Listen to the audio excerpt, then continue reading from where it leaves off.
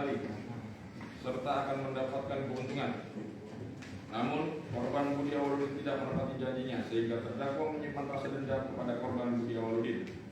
Bahwa kemudian pada hari Minggu tanggal 24 Agustus 2025 sekira pukul 13 waktu Indonesia Barat, terdakwa merencanakan untuk merampas nyawa korban Budi Awaludin dan mengajak saksi Priyo Bagus Setiawan yang saat itu sedang berada di rumah terdakwa dan menjanjikan kepada saksi Priyo Bagus Setiawan akan mendapatkan imbalan uang sebesar 100 juta rupiah.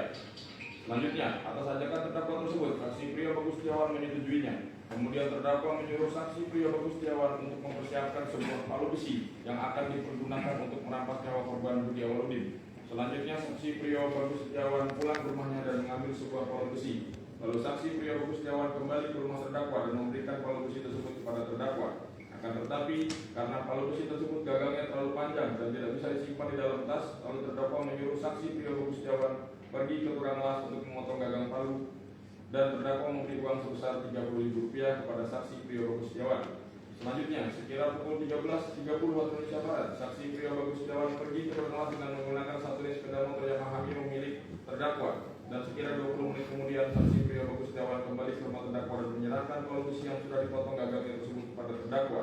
Dan saksi Priyo Bagus Setiawan pun pulang ke rumahnya. Bahwa sekira pukul 19 waktu Indonesia Barat, saksi Priyo Bagus Setiawan datang kembali ke rumah terdakwa. Lalu terdakwa menyuruh saksi Priyo Bagus Setiawan untuk mengambil sebuah tas ransel. Selanjutnya, saksi Priyo Bagus Setiawan langsung mengambil tas ransel di rumah saksi Priyo Bagus Setiawan dan memberikan kepada terdakwa. Kemudian terdakwa memasukkan palu besi dan potongan gagangnya ke dalam tas ransel tersebut. Lalu terdakwa mengatakan kepada saksi Priyo Bagus Setiawan ketika akan merampas nyawa korban Budi Awaludin agar nanti berpura-pura berkunjung terlebih dahulu dan menawarkan serta membicarakan masalah bisnis minyak goreng. Dan saksi Priyo Bagus Setiawan pun memahami apa yang terdakwa sampaikan tersebut. Bahwa pada Selasa tanggal 26 Agustus 2025 sekira pukul 18.30 waktu Indonesia Barat, ketika terdakwa dan saksi Priyo Bagus Setiawan sedang berada di teras rumah terdakwa, lalu terdakwa menghubungi korban Budi Awaludin menggunakan satu unit handphone merek Redmi A5 warna hitam milik terdakwa dan memberitahukan kepada terdakwa akan menemui korban Budi Awaludin.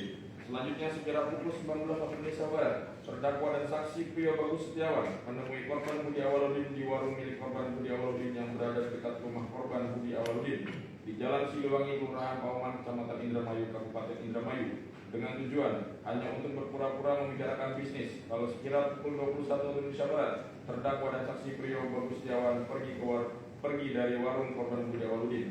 Bahwa selanjutnya pada hari Kamis tanggal 28 Agustus 2025 sekira pukul 19.30 Indonesia Barat, terdakwa mengajak saksi Priyo Bagus Setiawan untuk pergi ke rumah korban Budi Awaludin dan berpura-pura untuk membicarakan masalah bisnis minyak goreng, beras, telur, dan gula. Namun tujuan terdakwa dan saksi Priyo Bagus Setiawan hanyalah untuk memastikan apakah korban Budi Awaludin berada di rumahnya atau tidak. Lalu terdakwa dan saksi Priyo Bagus Setiawan bertemu dan ngobrol dengan korban Budi Awaludin di warung milik korban Budi Awaludin hingga pukul 21 Indonesia Barat. Kemudian, terdakwa dan saksi Priyo Bagus Setiawan pergi dari warung milik korban Budi Awaludin tersebut. Selanjutnya, sekira pukul 20 Indonesia Barat, terdakwa kembali mengajak saksi Priyo Bagus Setiawan untuk pergi ke rumah korban Budi Awaludin dengan maksud untuk melakukan rencana merampas nyawa korban Budi Awaludin sebagaimana yang telah direncanakan sebelumnya. Bahwa kemudian pada hari Jumat tanggal 29 Agustus 2025 sekira pukul 00.30 waktu Indonesia Barat, terdakwa dan saksi Priyo Bagus Setiawan sampai di rumah korban Budi Awaludin dan sesampainya di jalan depan rumah korban Budi Awaludin, lalu terdakwa menghubungi korban Budi Awaludin menggunakan handphone milik terdakwa untuk memberitahukan kepada korban Budi Awaludin bahwa terdakwa sudah berada di depan rumah korban Budi Awaludin. Selanjutnya, saksi Priyo Bagus Setiawan memasukkan sepeda motor milik terdakwa dan memarkirkannya di area garasi rumah korban Budi Awaludin, sedangkan terdakwa dan korban Budi Awaludin mendahului untuk masuk ke ruang tamu. Setelah itu, saksi Priyo Bagus Setiawan ikut masuk ke dalam ruang tamu sambil membawa tas ransel yang berisi palu besi, di mana saat itu terdakwa berpura-pura membicarakan bisnis minyak goreng, beras, telur, dan gula dengan partai besar. Bahwa setelah itu korban Budi Awaludin pergi ke ruang dapur untuk membuatkan minuman, dan pada saat itu terdakwa mengatakan kepada saksi Priyo Bagus Setiawan dengan nada pelan, "Siap-siap ning ada pahlawan," yang artinya siap-siap di depan pintu. Lalu saat korban Budi Awaludin datang dengan membawa minuman, saksi Priyo Bagus Setiawan langsung berdiri di depan pintu depan, di mana setelah itu korban Budi Awaludin langsung keluar bersama terdakwa melalui pintu samping menuju garasi rumah, diikuti oleh saksi Priyo Bagus Setiawan. yang juga keluar ruang tamu untuk melihat mobil pickup milik korban Budi Awaludin. Selanjutnya korban Budi Awaludin kembali lagi menuju ke pintu samping rumah dibarengi saksi pria Bagus Setiawan dengan posisi di belakang korban Budi Awaludin dan terdakwa pada posisi paling belakang. Lalu terdakwa berkata kepada saksi pria Bagus Setiawan dengan nada pelan, "Kok pas kita ngobrol dari Budi siram pukul si Guria." Yang artinya nanti pas saya lagi ngobrol sama Budi kamu langsung pukul di belakang ya. Lalu saksi pria Bagus Setiawan langsung mengambil palu besi dari dalam tas ransel.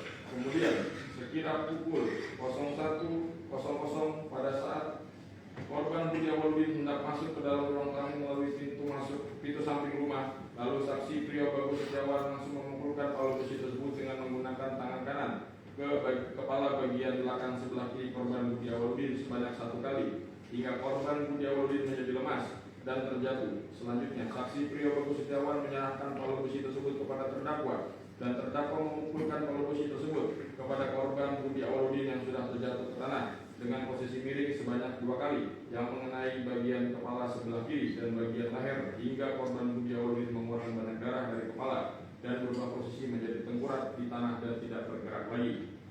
Bahwa kemudian terdakwa menyuruh saksi pria Bagus Setiawan untuk masuk ke dalam rumah dan menunggu di depan pintu kamar korban Sahroni SE. Selanjutnya terdakwa menuju kamar korban Sahroni dan masuk ke kamar tersebut dengan membawa palu besi, di mana saat itu terdakwa melihat korban Sahroni sedang mendengarkan pengajian dari handphone dengan posisi duduk membelakangi pintu kamar.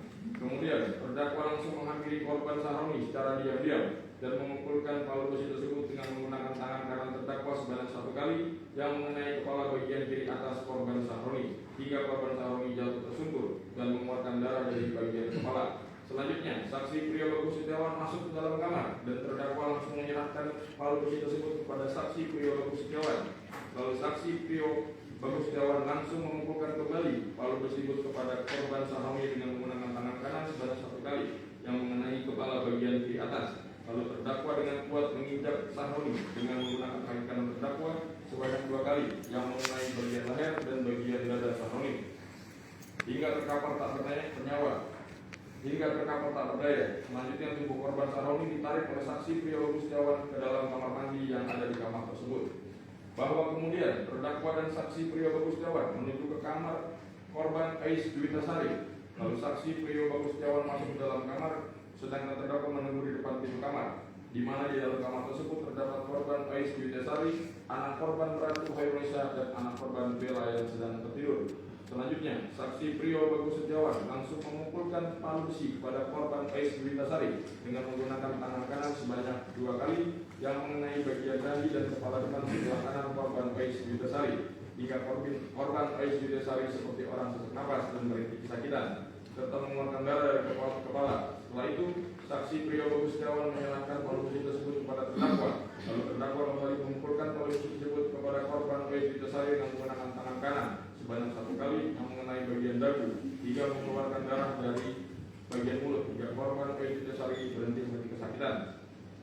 Selanjutnya, terdakwa dan saksi pria Bagus Setiawan juga merampas nyawa kedua anak dari korban Budi Awaludin, yaitu anak korban Ratu Hairunisa dan anak korban Bella. Bahwa kemudian terdakwa masuk ke dalam kamar Budi Awaludin dan mengambil handphone milik korban Budi Awaludin dan handphone milik korban Ais Juwitasari. Setelah itu, terdakwa masuk ke dalam kamar korban Sahroni dan mengambil handphone serta uang tunai senilai 10 juta rupiah yang disimpan di dalam selempang kecil warna coklat yang menggantung di pintu kamar korban Sahroni. Selanjutnya terdakwa kembali lagi ke kamar korban Budi Awaludin dan mengambil uang tunai senilai 2.500.000 rupiah lalu memasukkan uang tunai ke dalam tas selempang milik korban Sahroni. Kemudian sekira pukul 03.30 waktu Indonesia Barat, saksi pria Bagus Setiawan memasukkan sepeda motor milik terdakwa yang sebelumnya terparkir di teras halaman depan rumah ke dalam ruang tamu. Lalu terdakwa menyuruh saksi pria Bagus Setiawan untuk mengambil cangkul dan sekira pukul 4 waktu Indonesia Barat, saksi pria Bagus Setiawan berangkat ke rumahnya di PTN PKB Indramayu dengan menggunakan sepeda motor milik korban Budi Awaludin. Setelah itu saksi pria kembali ke rumah korban Budi Awaludin dengan membawa sebuah cangkul. Selanjutnya, terdakwa dan saksi pria Bagus Setiawan pergi ke kamar mandi untuk mengangkat anak korban Bella yang sudah tidak bernyawa dan meletakkannya di kasur di kamar korban Ais Juwitasari.